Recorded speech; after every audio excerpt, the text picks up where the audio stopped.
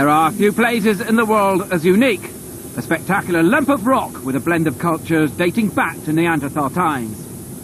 This is Gibraltar, at the southern tip of the Iberian Peninsula.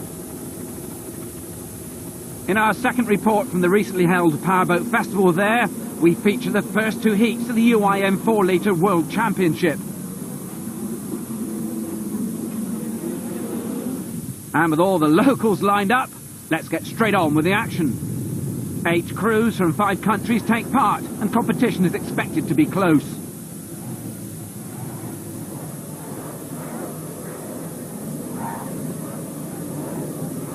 Favourite for the title is Italian Armando Baroni, Italy #1. He's the current champion and has won more than 20 titles in his racing career. He drives a 10-metre catamaran powered by 2 outboard engines, each engine producing 200 horsepower at the propeller. After 4 of the required 50 miles are completed, Britain's Ian Blacker, #10, and Stuart Porter slip into second place. All the boats are capable of achieving speeds in excess of 90 miles per hour, and in almost flat conditions, maximum speed is reached without too much difficulty. At the end of lap 1 out of 5, Baroni increases his lead over Blacker, although the British driver is in no mood to let the Italian get completely off the hook. Second favourite, Mick Archer, is forced to retire, along with the Italian #2, Domenico Cirilli, #18. At the halfway point in the first of the 3 heats, Baroni is still living up to his #1 billing. The lead is increasing all the time, and in spite of many twists and turns, he's averaging over 70 miles per hour. Blacker and co-driver Stuart Porter, who drive the Scandinavian monohull, realising chasing the Italians in conditions more suited to their catamaran is a lost cause. They settle into a comfortable second place. Ahead of the Finnish driver Jukka Huskinen, also driving a boat of Scandinavian design. It's based on a circuit racing tunnel construction and is also ideally suited to the flat conditions. So at the end of a reasonably easy-going first heat, not too much pressure and still all to play for. More from the rock later on. And an interesting circuit here in Gibraltar made up of 3 different laps. During this heat, each crew must navigate through a variety of these laps over a total distance of 80 nautical miles as quickly as possible. It's a rolling start, but only 7 of the original 8 starters in the championship make the lineup. On board with Armando Baroni, Italy, winner of Heat 1 by a long way, and already showing his hand in Heat 2. #18, fellow Italian Domenico Cirilli, driving a similar catamaran, also moves up. Speed just under 90 miles per hour. Baroni, current world champion, winner of more than 20 world and European titles. Joined at the front now by Ian Blacker, Great Britain #10. It's a 3-way battle to get to the first turn buoy. Cirilli, far side, knows that following his breakdown in Heat 1, he must finish at least second to even stand an outside chance of becoming champion. Ian Blacker and co-driver Stuart Porter are luckier. By finishing second in Heat 1, they have a genuine opportunity of picking up the title if they can finish second again today. But they want to do better than that, and finding some sea swell more suited to their monohull, make a daring bid for the lead on the inside line of both the Italians. Baroni is forced off the throttles as Blacker starts to pull across him on the approach to Mark 1. Blacker's monohull is more manoeuvrable. He pushes Cirilli wide as he cuts hard then to the exit, leaving the yellow boat stranded. But he can't cover both sides, and Baroni, spotting the gap on the shorter route, regains valuable ground. It's great driving though from Blacker and Porter in a boat primarily designed for conditions much rougher than this. On the run back to the harbour, Baroni's catamaran enjoys almost ideal sea conditions again. Away from the rolling swells of the outward leg, the Italian is once again travelling at over 90 miles per hour, and Blacker is forced to concede. At the end of the first lap out of 6, Baroni has a commanding lead ahead of Blacker, Chirilli and the other main British hope, Mick Archer.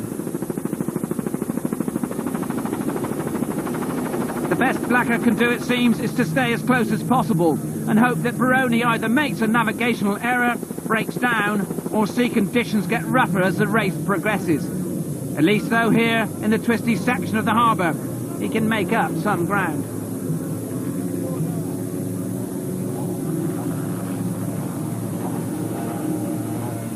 Baroni's average speed, though, on the first lap is over 70 miles per hour. When you consider that includes the rolling start, he is once again in imperious form. The other 6, including Archer number 60, have few answers. Their best chance of overturning the Italians' obvious superiority lies with Mother Nature. It doesn't take a huge amount of wave height to slow him down. And on this replay of the start run, Blacker has no problems in reeling him in. Watch, though, as the canny world champion makes up most of the shortfall with a tight turn of his own.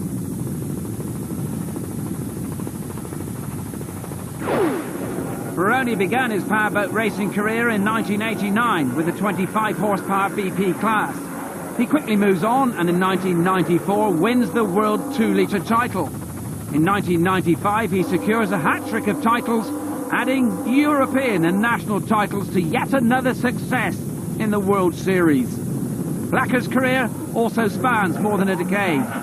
Along with Mick Archer, he campaigned the offshore circuit racing series, picking up 2 titles. Chirilli is another driver with vast experience, but none can match the sublime talent of the world number 1. Blacker is seemingly the most likely one to break the mould, and at the halfway point in the race he sets up another attempt to snatch the lead. But although he manages to get his nose in front, that's as good as it gets. Baroni finds the required extra and slips smoothly away again. As well as getting the boat to go as quickly as possible by good setup and driving, the co-driver in each boat has to locate the next turn buoy. That's by either compass or global positioning satellite navigation, GPS. Here in the harbour that's not too difficult, but where there's a distance of several miles between each turn, travelling at over 90 miles per hour, if you deviate by more than 3 degrees off the direct line, it's easy to miss the turn buoy completely. Looking again at the battle between Baroni and Blacker, it demonstrates the Britain's determination against the odds. By lap 4, all the boats up to 4th place have been lapped. Blacker is still trying to get the better of Baroni, and with still some success. But it's getting frustrating. While he can control the race in the choppier sections, as soon as the sea state eases a fraction, Baroni takes over again.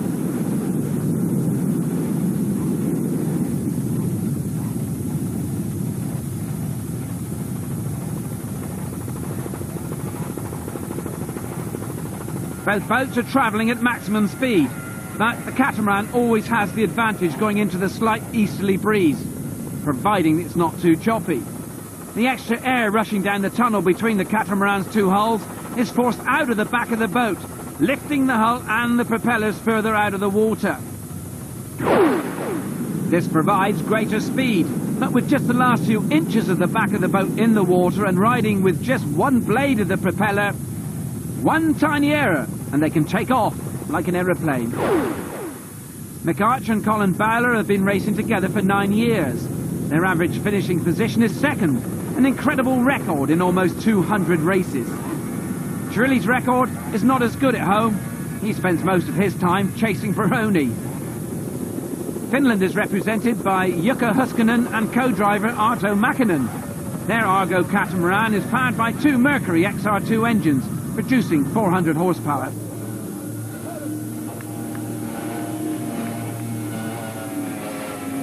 Going into the final lap, Baroni still dominates the championship, but 8 seconds behind, Blacker's final bid for glory is about to receive a severe setback.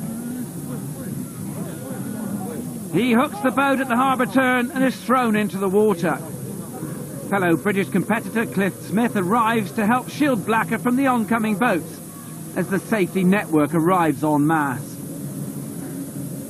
Thankfully, Blacker is perfectly okay, although now his championship chances are nowhere near as healthy.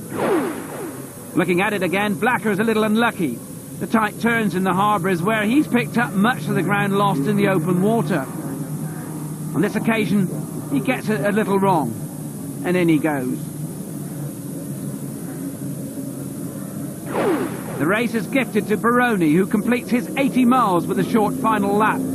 And he arrives at the checkered flag to much enthusiasm from the pit lane crew.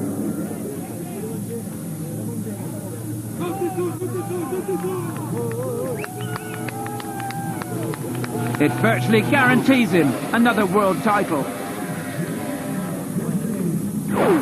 One more time with Blacker, just dipping the starboard wing of the boat in the water as he approaches the sharp left-hander. The boat then hooks left again, but it's violently this time, and the momentum catapults him from his cockpit. And there he is, back in the driving seat, and able to cross the finish line to at least get some points. But the damage is done. Even with 400 points for a win, he must now count on Baroni breaking down in the final heat if the championship trophy is to be delivered back to British shores. Was it his own fault or simply bad luck? Let's catch up with the man upon whose shoulders so much rested and find out what went wrong. The wing dug in on the corner and just flipped me out. I just went back to the boat. And luckily I had presence of mind to think, let's just wait for the lead boat to come round and cross the finish line and take the points that we'd sort of secured. So that was quite good. I'd actually thought enough to do that, and I just sort of sat there and retired. So that was quite good. A little bit embarrassing in front of the crowd, wasn't it? Yeah, I couldn't have done it in a worse place. But then if I'd done it anywhere else, I don't suppose I would have actually got round to the finish. The fact we were only 300-400 yards from the finish made it easy to cross the line, so that was good. A philosophical Blacker picking what meat there is off a pretty sorry bunch of bones. So, has he burnt his bridges completely? Gibraltar is the venue, and a course made up of 3 different laps. Each crew must navigate their way through a variety of these laps for a total distance of 50 miles. Just to remind you, Italian Armando Baroni, number 1 in total control as far as the points go. He leads on 800, with Ian Blacker second on 427. Having tossed his golden opportunity overboard in Heat 2. It's the usual rolling start in sea conditions that once again will favour the Italian catamarans. On board with Baroni, making his way to the front, flanked by teammate Domenico Cirilli, number 18. Speed just shy of 80 miles per hour, 10 miles an hour or so short of the maximum. Essential, if the 2 British boats are to turn this championship around in the final heat, that they get a good start. And Archer number 60 follows Blacker on the inside of the Italians on the run-in to Mark 1. It's a 4-boat battle for the lead. Blacker number 10 must win the race to stand even a slim chance of picking up the title. Baroni basically only has to finish. Cirilli, 18, will finish 3rd overall if he wins this race. Blacker has to finish no further than 1 place behind Archer if he's to guarantee himself at least 2nd overall. But Archer has to try and finish at least 2nd if he's to stand any chance of getting on the final podium in 3rd. At the halfway point, on lap 1, things aren't looking too good though for either. Baroni and Cirilli, making the most of almost mirror-like sea conditions, increase their lead to over 90 miles per hour and build up a lead of almost 10 seconds. Although they are more manoeuvrable around the tight turns, the monohulls lose it all again down the long straights.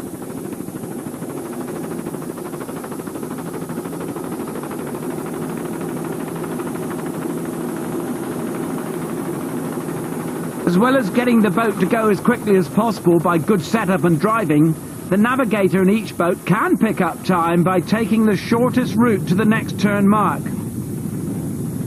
Here in Gibraltar, there's a distance of several miles between some of the marks, and by clever calculation on the compass and the global satellite navigation systems, valuable seconds can be made up. The British teams must make the most of every small detail. But at the end of the first lap, the chances of springing a surprise takes another knock. Baroni has let Cirilli overtake him. It won't harm his chances of picking up the title, but it helps Cirilli immensely in his bid to pick up the silver medal. If Cirilli finishes the race in front, he will have 625 points. If Blacker stays where he is in fourth, he will only have 596. So, Blacker has to now pass Archer if he's to regain his second position overall. But, in the flat conditions with engines revving at their maximum, breakdowns are now the next big consideration. There are celebrations in the Italian camp as it looks more and more like a 1-2 for their teams. For Baroni, it's business as usual. He already has a hat-trick of world titles under his belt. With the silver medal slowly slipping away from him, pressure mounts on Blacker, and he closes in on teammate Archer as all the crew set off on the second and longer lap. Finland's Jukka Huskinen, number 2, is in 5th place. He's third in the championship, but if Chirilli wins, he will drop to 4th. Looking back at the start, Blacker and Archer's bid to overhaul the Italian superiority comes to nothing as they power up their cats to maximum speed.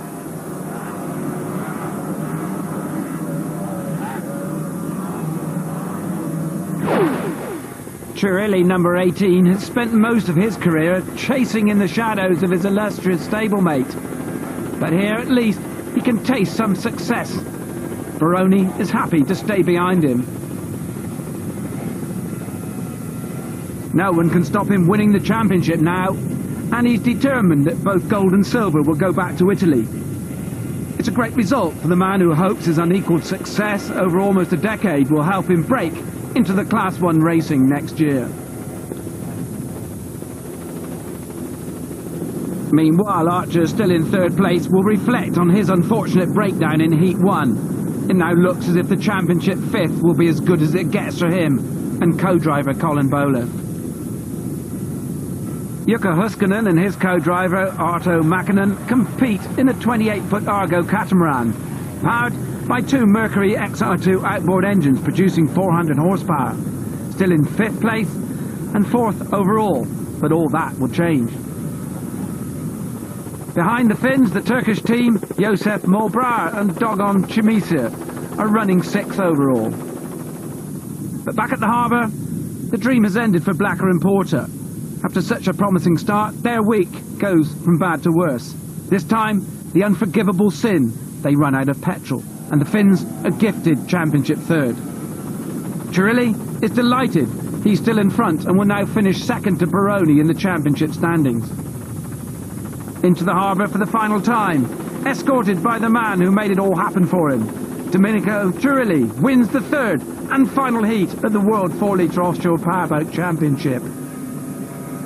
Over 20 seconds behind them, Archer enters the arena, knowing that between himself and Blacker, they had put up quite a fight in sea conditions that never really quite gave them much of a chance. What chances they had, they didn't take. Baroni and Chirilli proving once again that good preparation and a bit of luck go a long way. And so the final lineup looks something like this. The Finns are gifted the bronze. Blacker can do no better than 5th. Archer is 4th, with Smith and Molbrar making up the other places. The final podium in Gibraltar then. Someone forgot to bring a copy of the Italian national anthem. But even that wouldn't spoil their party. They are number 1 and number 2, and everyone's going to hear about it.